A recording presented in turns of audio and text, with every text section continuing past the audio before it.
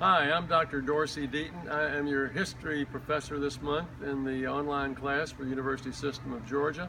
It's United States History number 1 down to the year of 1865. I've been teaching American history since I got my PhD at Emory in 1968.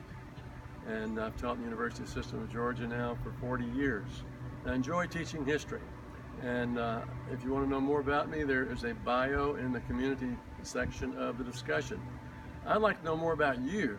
There is a mandatory introductory discussion post that you're supposed to make along with a mandatory quiz that you need to complete before Friday to remain in the class.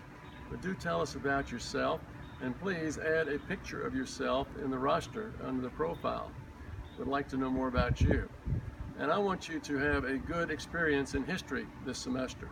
Now, a lot of you have had bad experiences in the past, and very often I hear it's because their high school teacher was the coach. And coaches are not really historians, they're athletes. And they need to give them a class to teach, and chemistry would be a bit too dangerous, and so they give them a history class instead. But all they wind up doing is giving nitpicky little tests that leave students thinking that history is nothing more than one darn thing after the other you're supposed to memorize and vomit out on a test. No, no, no. History is an exciting story of the past. It has heroes, it has villains, it has inspiration. And I want you to taste it and enjoy it this time.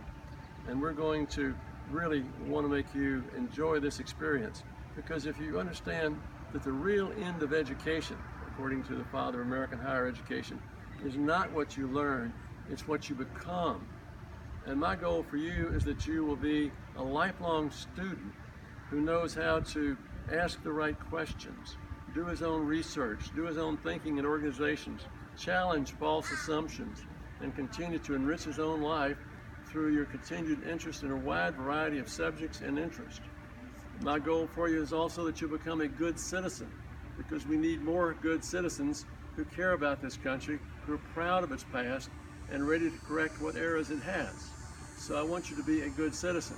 When Benjamin Franklin walked out of the Philadelphia Convention after drafting the Constitution, a woman stopped him on the street and said, "So what did you give us, Dr. Franklin?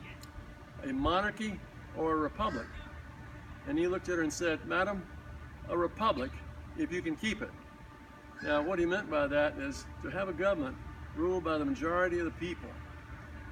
It's prone to all sorts of things. For people would seek security and turn instead to a monarchy.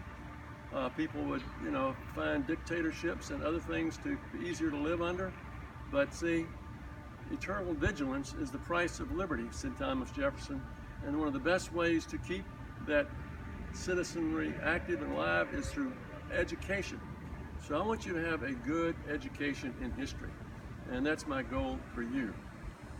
Now, important is that we not be swept aside by the popular thinking nowadays, which is very simplistic. It's not very historical. It's called presentism, which means judging the people of the past by our own modern standards. Let them live in their own day and appreciate them for what insights and things that they have, because human nature does not change very much. We're all basically born immature and selfish and self-seeking, and even those in government can be corrupted by their power. And so that happened centuries ago, and it happens today. And so we need to be good citizens and know how to exercise our vote wisely. Now, in this class in American history, it's a simple class. It follows a simple chronological order. It comes in 6 units. Each unit will have a discussion, and each unit will have an exam. In these, you'll be graded on those, and 20% of your grade will come from the discussions and 20% from the exams. But then you have 3 essays, one on Unit 1, one on Unit 3, and one on Unit 5. And what's important is that you do those essays and get them done early in the discussions, because they are the basis for your discussion.